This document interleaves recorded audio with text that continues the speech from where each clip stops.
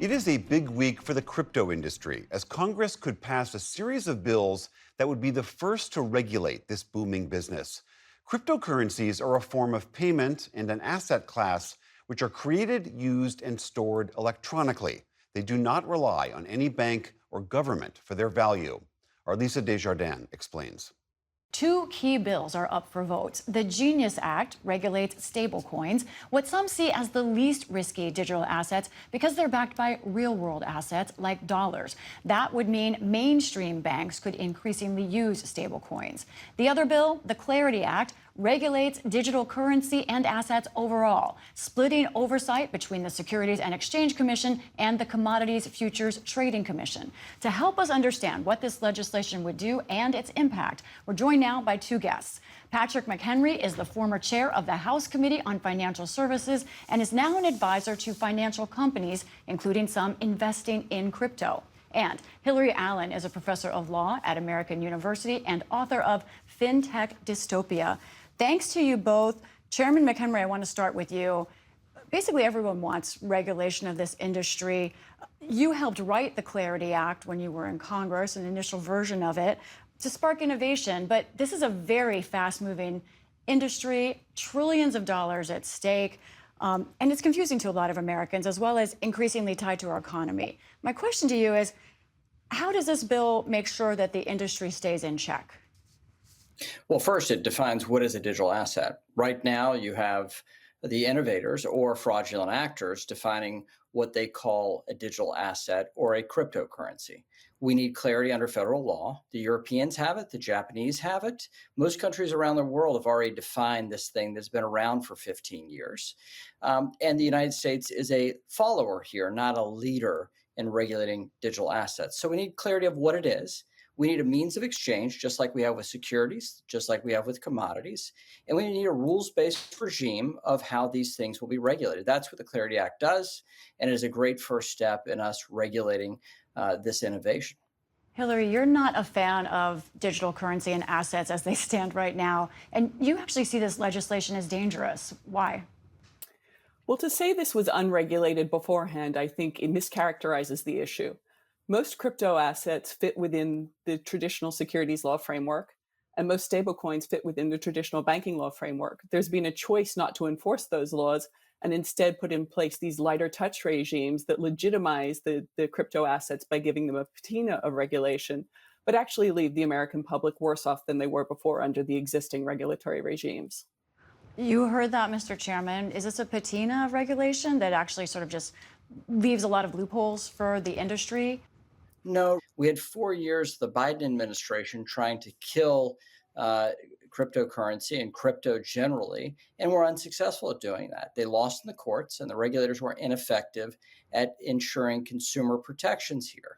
So now Congress has to step in, provide rule of law and clarity under law, which has been lacking. Hillary Allen, what about those arguments that the U.S. is behind here in regulating this industry, that without more from Congress, that there will be further problems, both for the industry and for those anyway connected to it, and that it's time to at least get something going here? Well, to suggest that this law will create perfect clarity about the legal status of these assets, I think is silly. This law ties the definition of these assets to a moving target of a particular technology, which is going to evolve over time. And in fact, we had a decent amount of clarity beforehand. There was a degree of certainty that these crypto assets, including meme coins, were securities regulated through the investor protection regime that has stood us in good stead since the 1930s. It's just not the clarity that the industry wanted. Chairman McHenry, we know the industry obviously has invested a lot in conversations about what this law should look like. What to that argument that it is the industry that pushed the way this regulation ended up and did not want the SEC regulating it? Well, the decision we made last Congress under my leadership in the House of the committee I chaired was to actually give the Securities and Exchange Commission part of the powers. Our attempt there was to bring clarity under law and make that divide between what is a commodity, what is a security, and what is a stable coin, and define it. This seems like a sensible thing to do, whether or not you like the technology or hate it. It should be separate from ideology and should just be a practical conversation, which is largely has been a bipartisan debate on how to best regulate this thing that has been around for 15 years. But the United States has been woefully behind in providing clarity under law. Just in our last minute or so, I want to ask both of you, what should people understand about this industry? And starting with you, Hillary, you see risks.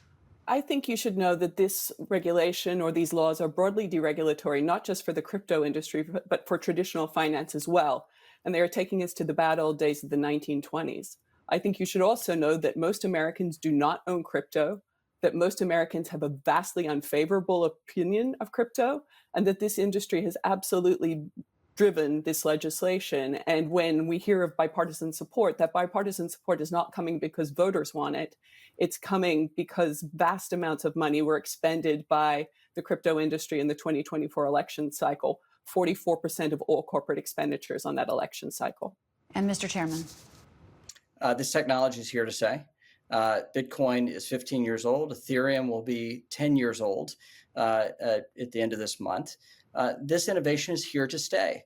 For those that are in opposition to crypto, they're howling at the moon for rising. They're against technology and the deployment of new technology.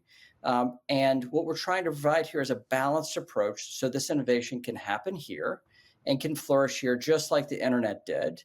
1.0 and 2.0 happened because the United States got it right in regulatory policy and the deployment of that technology. That's what's going to happen here with digital assets. And this is going to be a great societal good over the long term and an innovation that will be powerful and helpful, especially in balancing the forces of artificial intelligence that is going to come to society very soon. Well, this was an exhilarating and important discussion. Hillary Allen and Patrick McHenry, thank you to you both. Thanks for having us. Thank you.